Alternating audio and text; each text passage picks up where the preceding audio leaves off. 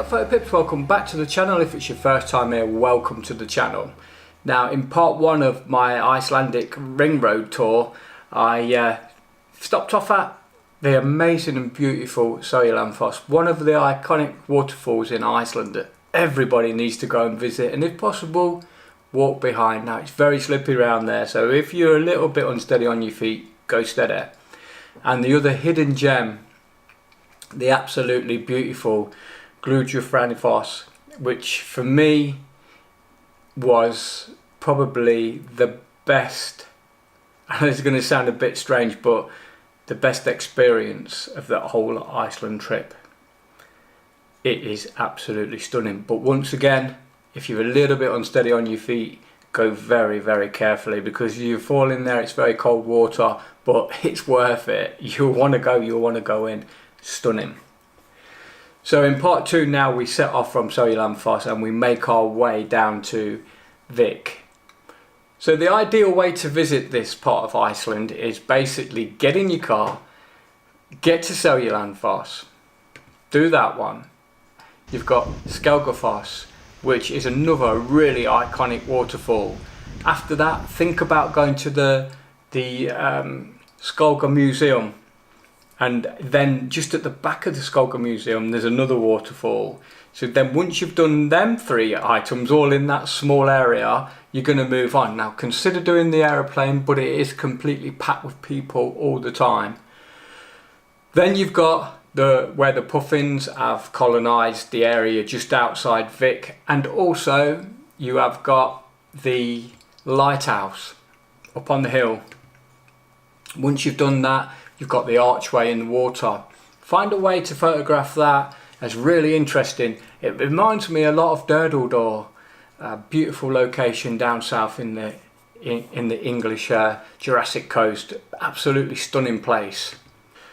So keep in mind, if you are wanting to do this ring road tour, that Vik would be probably your first port of call. Keeping in mind there's plenty to do there. You could easily spend a day. So then we made our way east, back onto the A1, with so much to do along the way. So you would probably now be starting your second day. Don't forget, the next sort of major thing for you to see would be, I'd say, the ice lagoon.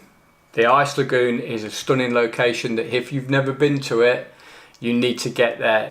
It's actually called Glacier Lagoon, and you have to go. You have to. There's no doubt in my mind it is a place you have to go. So once you've done that, you've also got the Diamond Beach, which is literally in the same place, but get back in your car and drive across the road to the other side where Diamond Beach is. So yeah, as you're driving up to your, which would be for yourselves, your second night, but for me it was my first night, and we stopped at the Saxa guesthouse, which I'd just like to say to everybody at the Saxa guesthouse, thank you very much. It's an absolutely brilliant location.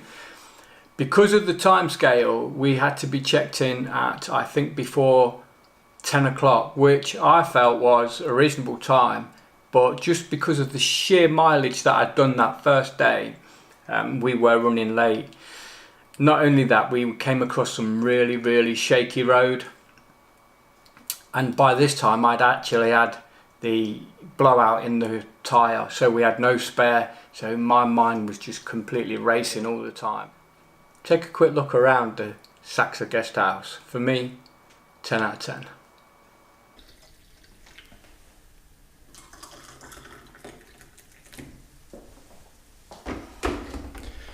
At the Saxa guesthouse, just like that, bro.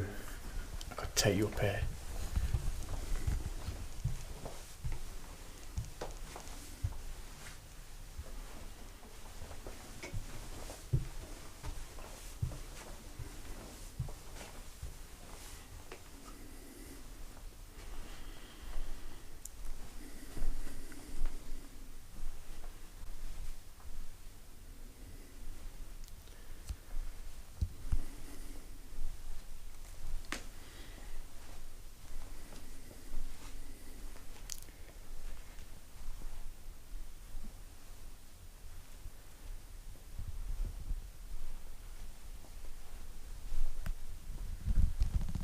What a really nice place.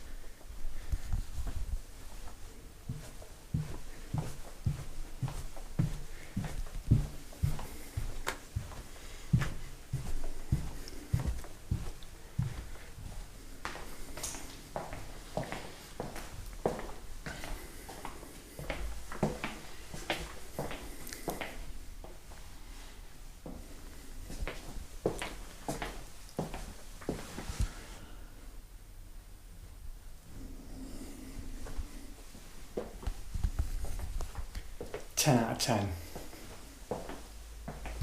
So I'm just making my way down from the Saxa hotel. It's absolutely a beautiful morning. No wind really, just a little ripple in the water. Saxa's just there. This is everything that I love.